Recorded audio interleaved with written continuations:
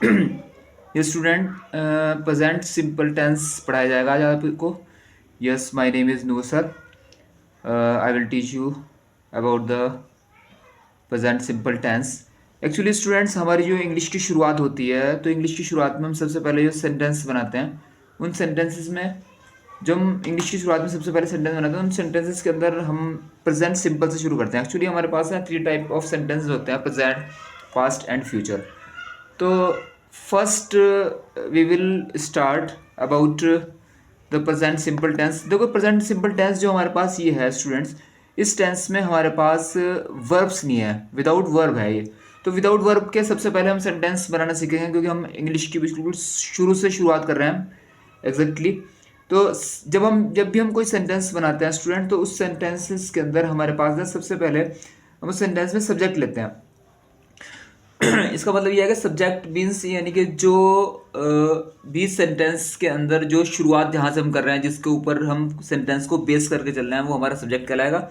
दूसरी चीज़ हमारी helping verb है, क्योंकि यहाँ पर हमारे पास स्टूडेंट्स वर्ब मौजूद नहीं है, तो हम फिलहाल हेल्पिंग वर्ब से इसका ये सेंटेंस हमारा बनेगा। और लास्ट में हमारे पास जो कुछ पार्ट पे बचा हुआ है उसे हम ऑब्जेक्ट लेंगे। तो subject is am are plus object. Actually जो हमारी हेल्पिंग वर्ब है प्रेजेंट टेंस में, वो इज एम आर है।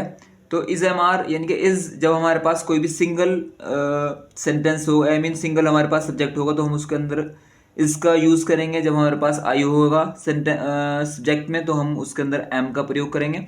और जब हमारे पास वी यू दे यानी कि आई मीन हमारे पास प्लूरल कोई भी सब्जेक्ट होगा, तो उसके साथ हम आर का यूज़ करेंगे।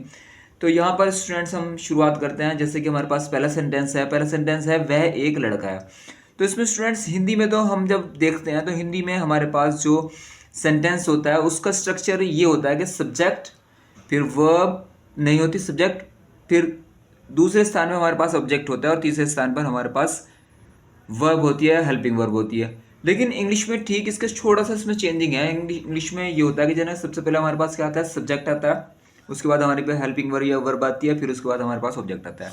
तो सबसे पहले हम यहाँ पर ये देखेंगे हमारे पास जो वह है, वह की इंग्लिश क्या बनेगी। तो वह की इंग्लिश हमारे पास ही है, और है यानी कि सिंगल है, वो इज ही के साथ हम क्या यूज करेंगे, इज का। तो इज जो है हमारे पास ही इज, और लास्ट हमारे पास बचा एक लड़का, ही इज अ बॉय। तो ये सेंटेंस हमारा बन गया। दूसरा सेंटेंस हम देख रहे हैं कि तुम एक लड़की हो। यहाँ पर हमारे पास सब्जेक्ट जो शुरू हो रहा है, सब्जेक्ट की शुरुआत जो है हमारे पास तुम से है। तुम की इंग्लिश क्या होगी स्टूडेंट्स, यू।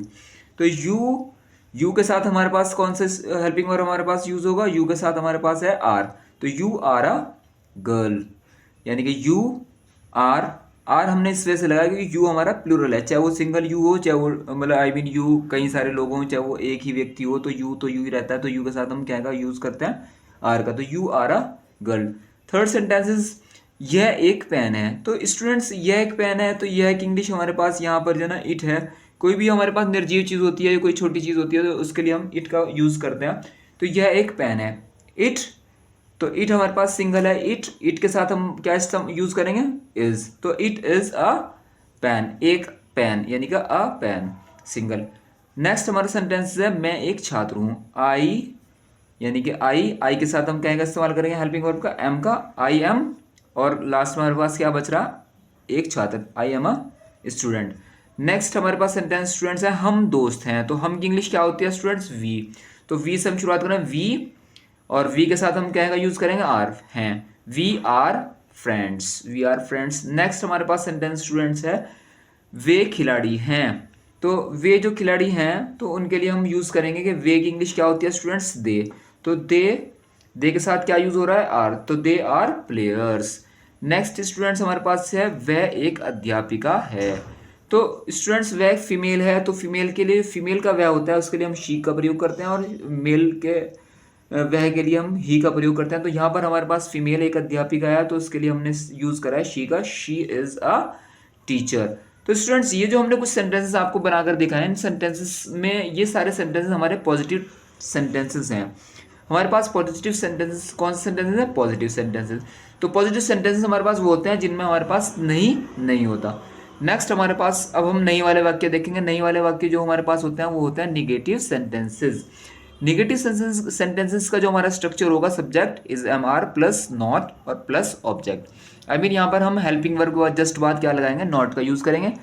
देखते हैं हम पहले सेंटेंस, देखो वह एक छात्र नहीं है, तो वह एक छात्र नहीं है स्टूडेंट्स, तो वह की इंग्लिश क्या हो गई हमारे पास, ही, और ही के साथ हमने क्या यूज़ करा है, इज का, ही इज। तो यहाँ पर नेक्स्ट हमारे पास क्या है, not, he is not a student.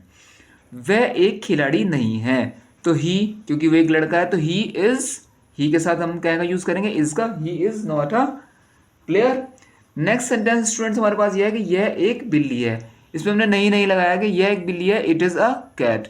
Next है यह तुम्हारी गाड़ी नहीं है, तो यह का इंग्लिश स्टूडेंट्स यह है कि इट, कोई भी निर्जीव चीज़ के लिए यानी कि नॉन लिविंग थिंग्स के लिए या किसी बच्चे के वगैरह के लिए हम इट का यूज़ करते हैं, तो यह इट। इट के साथ हमारे पास स्टूडेंट्स कौन सा है, इट के साथ हमारा हेल्पिंग वर्ब है इज, तो it is not your car. Your car यानी कि तुम्हारी गाड़ी।